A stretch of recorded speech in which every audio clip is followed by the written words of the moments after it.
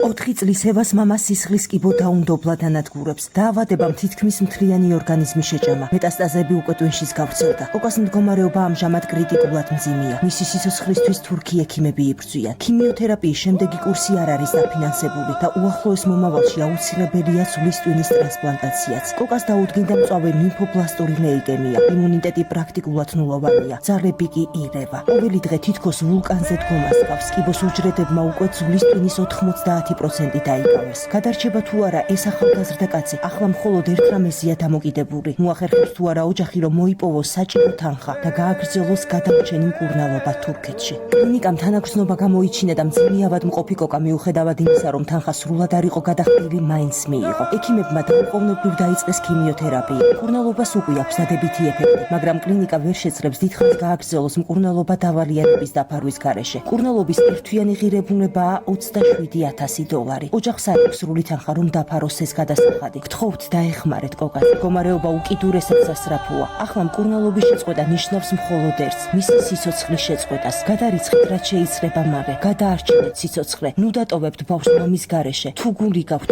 მოაუვლით გვერდს. გადარიცხეთ ნებისმიერი თანხა ჩერნოვეცკის ფონდის ოფიციალური საიტის მეშვეობით.